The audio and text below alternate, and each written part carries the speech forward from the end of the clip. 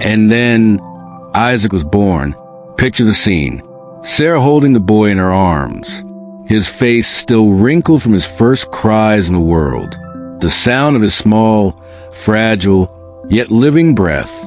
For years that tent had known nothing but waiting. Now it was filled with life. Abraham watches. His eyes, already marked by time, shine like those of a young father. How many times had he looked up at the star-filled sky and heard the promise, "So shall your descendants be?" Now, that promise could be held in his arms. Sarah laughs. No longer the nervous laugh of doubt, but the free laughter of fulfillment. That is why he is named Isaac. He laughs. Every time they called his name, they were reminded that God turned impossibility into joy. Isaac grows. He learns to walk while holding his father's hand. He runs around the tent. He asks questions. He observes. He laughs again. Every detail of his childhood is a silent testimony. God keeps his promises. He was not merely a beloved son. He was the heir of the promise. The future passed through him. Every word God had spoken about descendants, nation, and blessing was concentrated in that child. And then, when the promise was already established, when the miracle had become routine, when laughter had become part of ordinary days, Genesis 22 begins with a sentence that changes everything. After these things, God tested Abraham. The test did not come in the season of barrenness. It came in the season of fulfillment. Abraham, here I am. Take your son, your only son Isaac, whom you love. The description is almost intimate. God mentions the love. He acknowledges the bond. There is no indifference in the command. But there is something that pierces the heart of any father. Offer him as a burnt offering on the mountain. I will show you. The same God who filled the tent with laughter now calls for silence and surrender. How do we respond when the miracle seems to be placed on the altar? Do we trust the giver more than the gift? The text records no debate, no negotiation, only action. So Abraham rose early in the morning. Morning carries symbolic weight. It is still dark, but the decision has already been made. He splits the wood, prepares the donkey, calls 2 servants, and Isaac goes with him. 3 days of walking, 3 days in which every step must have echoed like a question. 3 days looking at the son he once held as a newborn. Did Abraham remember that first night holding Isaac in his arms? Did Sarah's laughter echo in his memory as he walked in silence? On the 3rd day, the mountain appears in the distance. Moriah, there, faith ceases to be memory and becomes movement. Abraham says something to the servants that reveals his conviction. The boy and I will go over there to worship. Then we will return to you.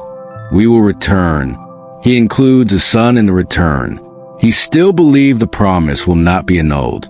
Isaac carries the wood. The son of promise carries on his shoulders the wood for his own sacrifice. Then he asks, with simplicity that pierces the heart, "My father, the fire and the wood are here, but where's the lamb for the burnt offering?" The question is direct, innocent, profound. Abraham answers, God will provide for himself a lamb. This is not avoidance. It is trust. He does not know how, but he knows who. They walk on together. The text repeats. So the 2 of them walked on together, father and son, promise and obedience, love and faith. The altar is built, the wood arranged. Isaac is bound. There is something extraordinary here. Isaac is no longer a helpless baby. He could resist. He could flee. But he remains. He trusts the Father who taught him about a faithful God. Abraham stretches out his hand.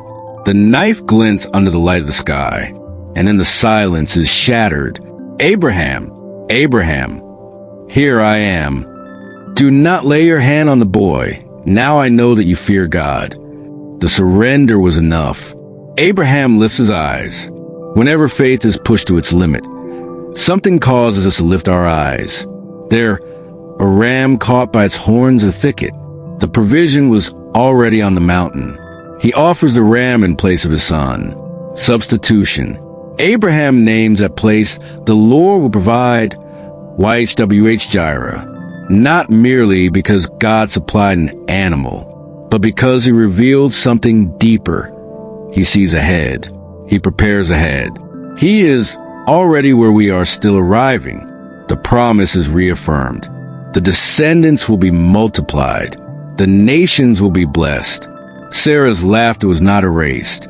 The miracle was not canceled, but faith had to pass through the altar. And perhaps the question that echoes from this story is simple and uncomfortable. Do we trust God only when he gives us what we ask for? Or do we trust him also when he asks for what we love? Abraham comes down the mountain with Isaac beside him, but he does not come down as the same man. He went up holding a promise. He came down carrying a revelation. On the mountain of obedience, the God who promises is already waiting with provision. If this story spoke to your heart, don't stop here. Subscribe to the channel and follow every chapter of the Bible told as powerful, easy to understand stories. Leave a like, share with someone who needs to hear this message, and turn on notifications so you don't miss the next episodes. See you in the next chapter.